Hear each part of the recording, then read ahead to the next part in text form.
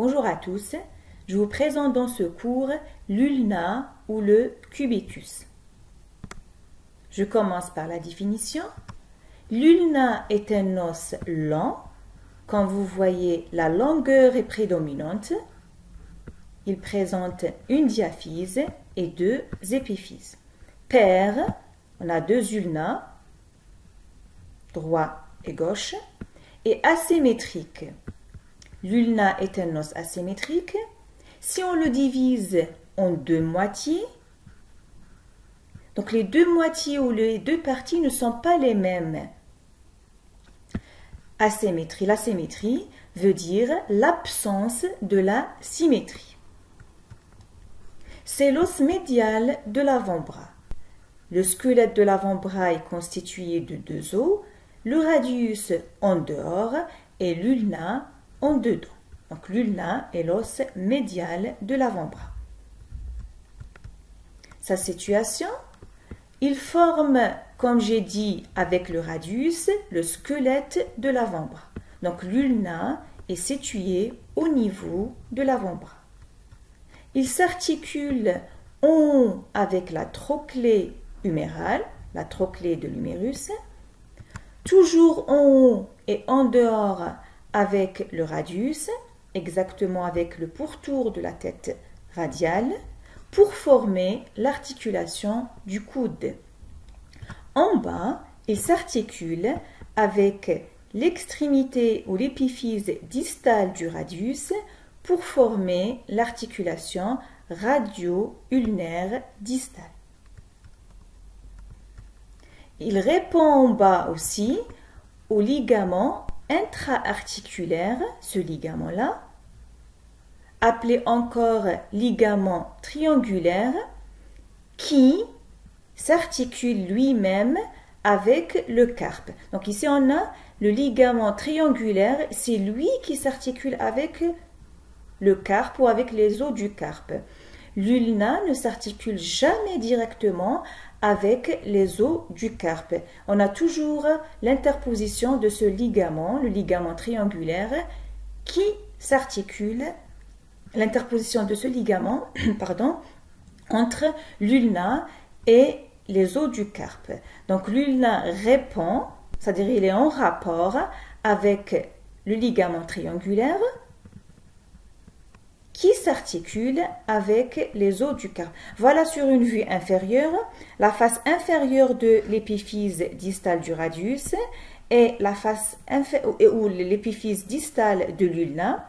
Regardez, on ne la voit pas, elle est cachée par le ligament triangulaire qui s'articule directement avec le carpe. Donc je répète, l'ulna ne s'articule jamais directement avec les os du carpe.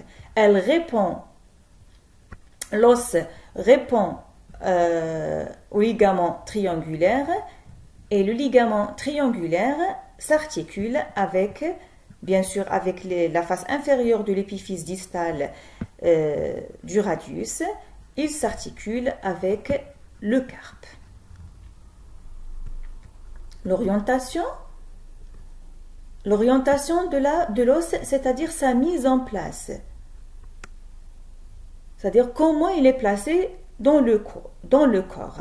Pour orienter un os, on a toujours besoin de trois critères. Le haut du bas, l'avant de l'arrière et le dehors du dedans. En haut, on met l'extrémité la plus grosse.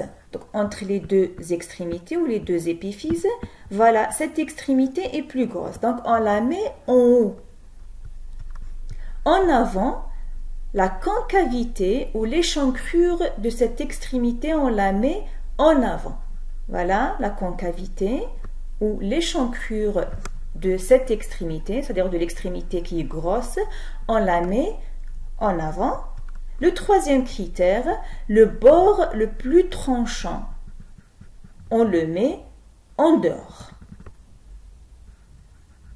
Tranchant, c'est-à-dire il est tranchant comme un couteau.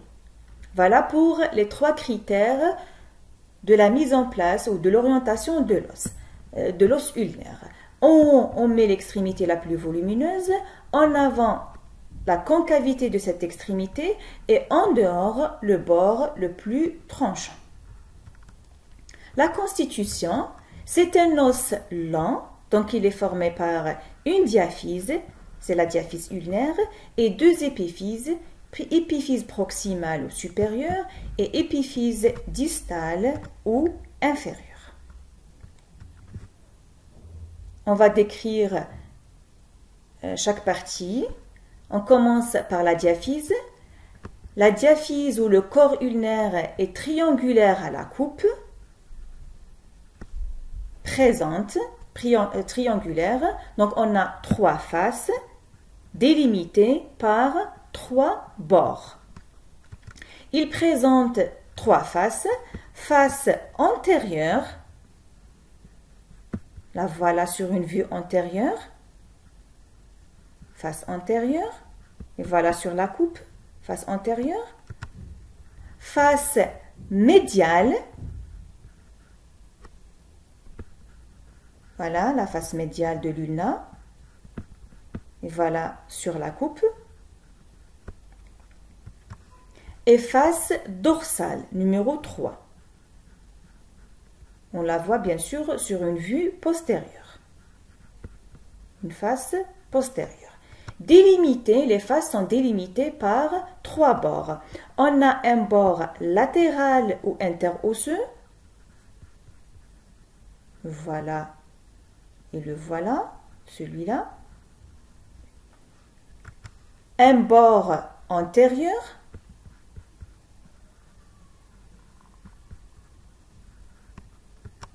Et un bord dorsal.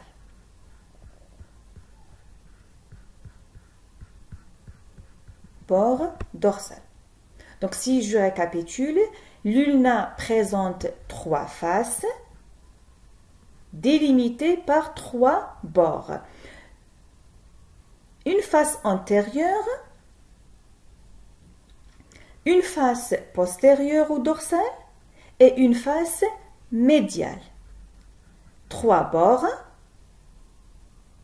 un bord antérieur, un bord postérieur et un bord interosseux ou latéral. Je vais vous récapituler les faces et les bords sur ce schéma. Donc, je vous montre une coupe horizontale de l'ulna.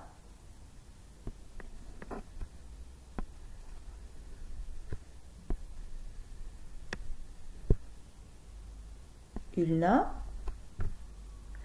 L'ulna présente un bord antérieur, un bord postérieur et un bord interosseux, il est latéral. L'ulna présente un bord antérieur, bord postérieur et bord interosseux latéral. L'ulna est situé en dedans. Donc son bord interosseux doit regarder en dehors. Il est en rapport avec, il est en contact ou en rapport avec le radius qui est en dehors. Donc son bord interosseux doit être latéral. Présente aussi trois faces. Une face antérieure, une face postérieure et une face médiale. Donc on a un bord antérieur, bord postérieur et bord latéral, une face antérieure, face postérieure et face médiale. Pour le radius, il est aussi triangulaire à la coupe, donc trois faces et trois bords. Le radius. Le radius a, comme l'ulna, un bord antérieur, un bord postérieur et un bord interosseux, il est médial. Il a trois faces, une face antérieure, une face postérieure et une face latérale. Le radius, il est situé en dehors. Son bord interosseux, il est en rapport avec l'ulna. Il regarde en dedans, donc il est médial. Voilà les deux bords interosseux. Les deux bords interosseux de l'ulna et du radius, sur lesquels s'insère la membrane interosseuse.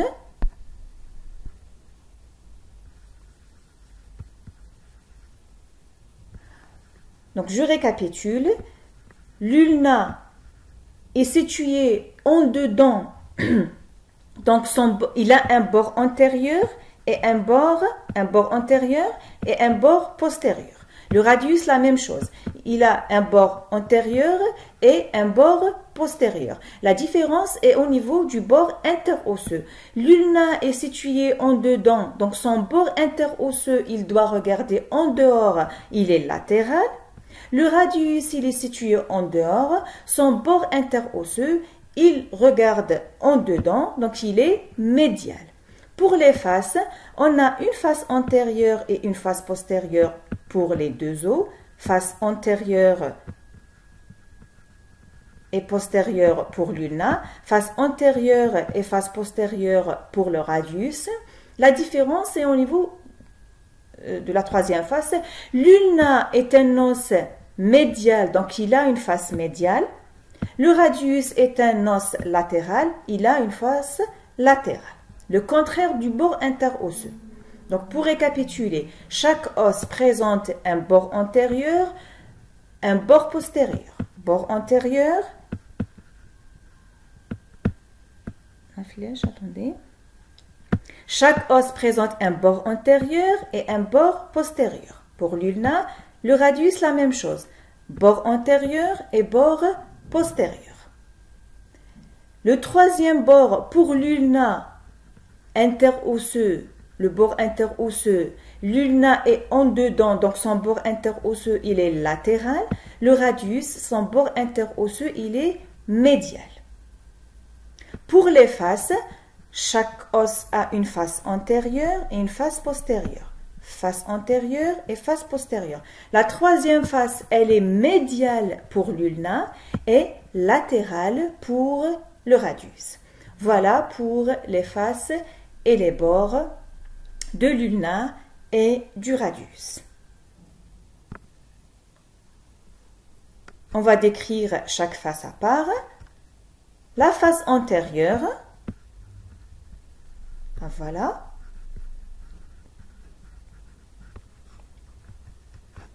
Elle est légèrement creuse. Elle n'est pas plane, elle présente une légère concavité. Elle donne insertion aux muscles fléchisseur profond des doigts, c'est un muscle de la loge antérieure de l'avant-bras, et le muscle carré pronateur. Voilà la face antérieure, qui est délimitée par les deux bords, bord antérieur et le bord interosseux latéral. La face médiale, elle est convexe. On la voit sur une vue antérieure et sur une vue postérieure. Voilà la face médiale qui est délimitée par les deux bords, le postérieur et l'antérieur. Elle donne insertion aux muscles fléchisseur profond des doigts.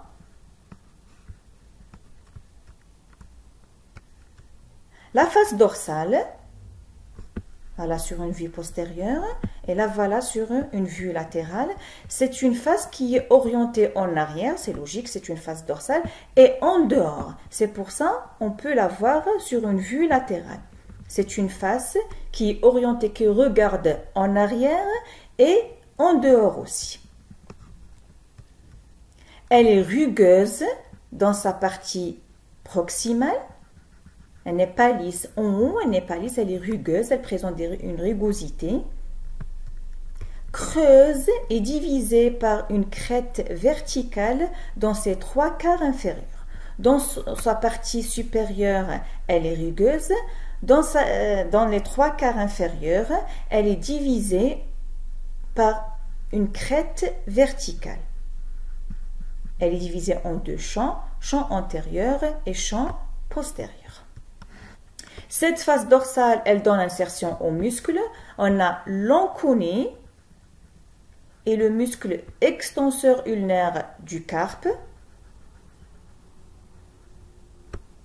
C'est des muscles de la loge, le plan superficiel de la loge postérieure de l'avant-bras. Et on a le muscle long abducteur du pouce, l'insertion du muscle long abducteur du pouce, court extenseur du pouce, long extenseur du pouce et l'extenseur de l'index. Bien sûr, pour les insertions, on a toujours des variétés anatomiques. Mais généralement, on dit que la face dorsale donne insertion à ces muscles. Les bords délimitent les faces. On a le bord latéral ou interosseux. Voilà. Là, sur la coupe horizontale, sur ce bord interosseux s'insère la membrane interosseuse. Il est tranchant, head, comme un couteau, sur lequel se fixe la membrane interosseuse. Le bord antérieur, là sur la coupe, il est arrondi.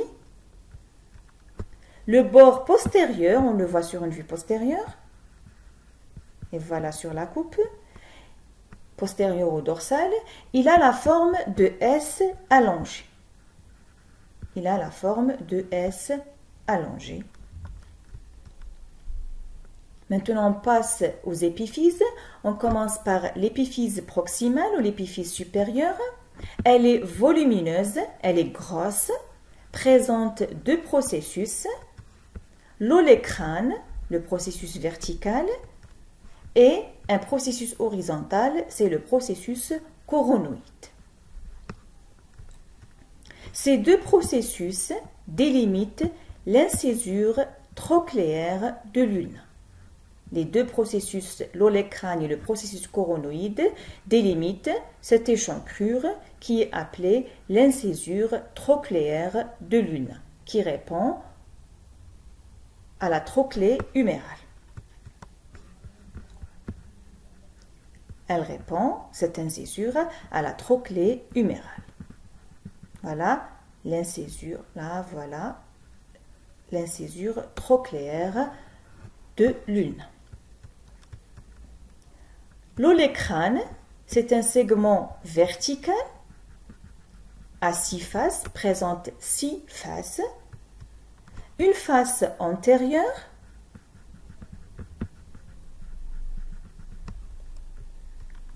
elle est lisse, articulaire, à 2 versants, elle a 2 versants, répondant aux 2 joues de la trochlée humérale.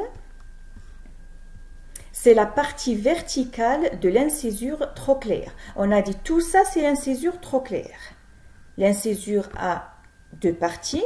Une partie verticale, elle répond à l'olécrane. Une partie horizontale, elle répond au processus coronoïde. La face supérieure, toujours de l'olécrane, elle se prolonge par le bec de l'olécrane. Elle est prolongée en avant par le bec de l'olécrane. Face latérale et médiale,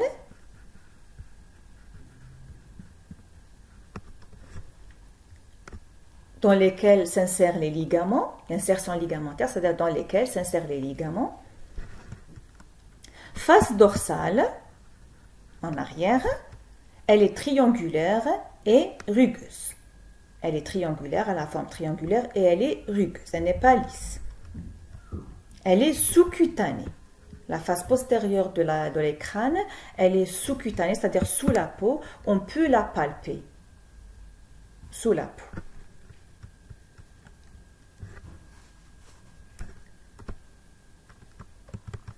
Voilà pour les faces. 1, 2, 3, 4, 5. On a dit 6 faces. La 6e face, c'est la face inférieure de l'olécrane.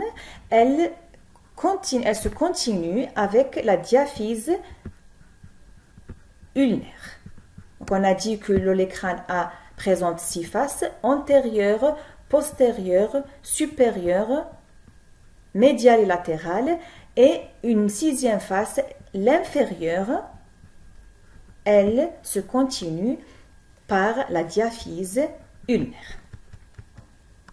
Le processus coronoïde, c'est le segment horizontal, c'est un segment horizontal en forme d'une pyramide quadrangulaire. Il a la forme d'une pyramide quadrangulaire. Il présente une face supérieure, numéro 1 sur le schéma. Elle est lisse et articulaire, c'est la partie horizontale de l'incisure trochléaire qui répond à la trochlée humérale. Une face antérieure se prolonge en haut par le bec coronoïdien, porte ou présente la tuberosité ulnaire pour l'insertion du muscle brachial antérieur. C'est un muscle de la loge antérieure du bras. Face médiale, rugueuse d'insertion ligamentaire.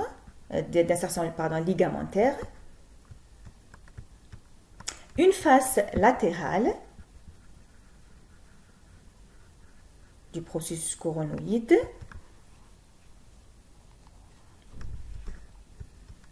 Elle porte l'incisure dans laquelle on trouve l'incisure radiale de l'ulna, articulaire avec le pourtour de la tête radiale. Ici, pour le processus coronoïde, sa face médiale est rugueuse, elle sert à insertion ligamentaire.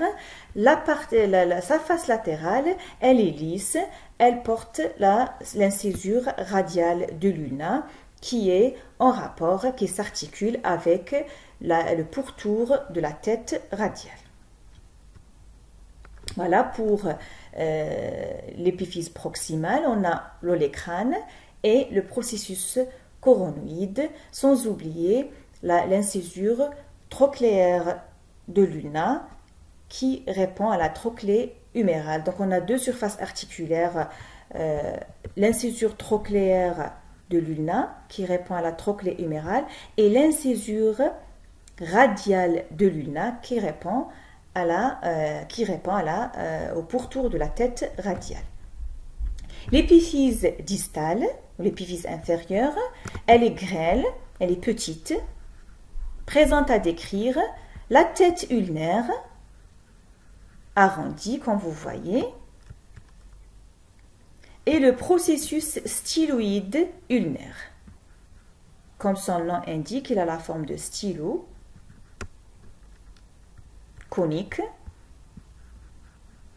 Donc c'est un prolongement vertical et médial, un prolongement de l'épiphyse distale. Regardez, elle est prolongée en bas par ce processus qui est vertical, un prolongement vertical et médial. C'est une saillie conique, dans la forme conique. Conique, ça veut dire un cône. À sommet inférieur, situé plus haut que la styloïde radiale.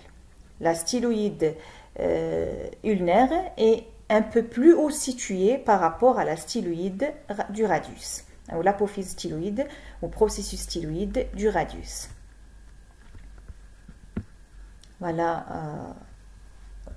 je vous montre ici l'épiphyse distale de l'ulna. Ça, c'est une coupe frontale des deux épiphyses distales de l'ulna et du radius et des os du carpe et la partie supérieure des métacarpiens. Voilà la tête ulnaire qui est lisse. Elle s'articule avec l'incisure, la tête ulnaire, donc elle s'articule avec l'incisure ulnaire du radius. Et elle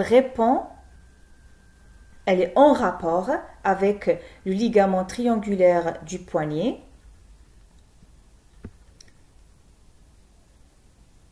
Et voilà le processus styloïde de l'ulna qui donne attache au ligament triangulaire. Donc ce ligament triangulaire, il s'insère il répond à l'épiphyse distale du radius et il s'insère sur le processus styloïde de l'ulna. En dedans et en dehors, il répond à la face inférieure de l'épiphyse distale du radius. Je reprends ici, voilà la tête ulnaire et le processus styloïde de l'ulna. La tête ulnaire, elle s'articule avec l'incisure ulnaire du radius et elle répond, elle est en rapport, elle est en contact avec le ligament triangulaire du carpe qui lui-même s'articule avec les os du carpe. Le processus styloïde, le voilà, le processus styloïde de l'ulna, il donne attache, c'est-à-dire sur lequel s'insère ou s'attache le ligament triangulaire du poignet. On passe à l'anatomie palpatoire. On peut palper l'olecrâne et le bord dorsal de l'ulna sur un coude fléchi. Un coude en flexion, on peut toucher, on peut palper l'olecrâne et le bord dorsal de l'ulna. On peut aussi palper la tête ulnaire lorsque la main est en position de pronation.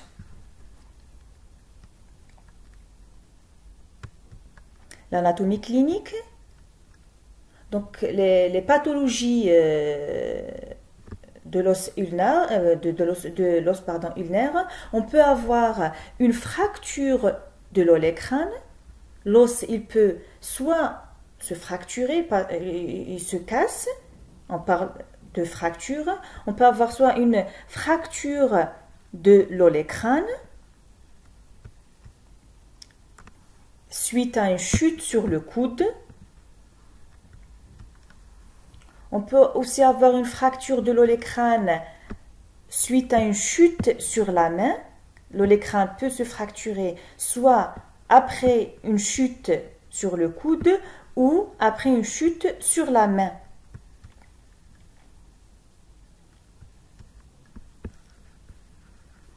Toujours fracture de l'olecrâne après une hyperextension passive du coude. Le mouvement passif, c'est un mouvement exécuté, fait par une autre personne.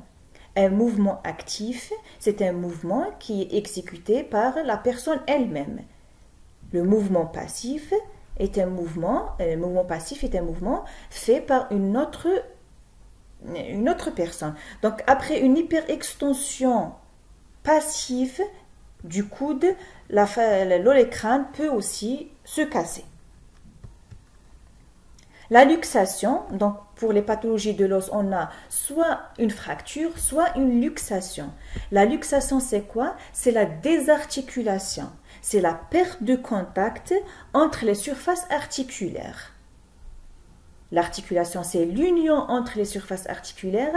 La luxation, c'est la désarticulation ou la perte du contact entre les surfaces articulaires. Voilà, ici, on a une luxation du coude.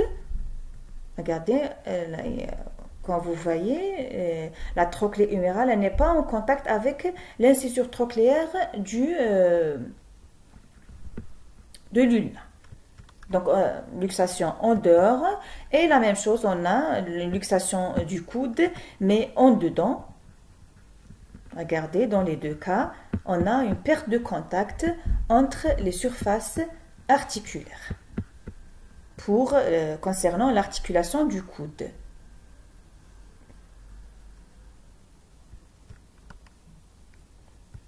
Fracture de la diaphyse. On peut aussi avoir, on a vu des fractures de l'olecrâne, on peut aussi avoir une fracture du corps de l'ulna ou de la diaphyse ulnaire. Voilà comment elle est cassée. On la voit clairement sur une radiographie. L'anatomie radiologique, voilà une radiographie normale de face de l'avant-bras droit. Voilà l'ulna, l'os ulnaire, la radiographie de l'os ulnaire, le radius et l'humérus. L'ulna avec voilà l'épiphyse proximale et l'épiphyse distale. Même chose pour le radius, épiphyse proximale et épiphyse distale. Voilà les deux diaphyses, ulnaire et radial. Les os du carpe, la partie supérieure des métacarpiens. Et voilà ici, vous voyez l'épiphyse distale de l'humérus. Voilà pour le cours. Je vous remercie.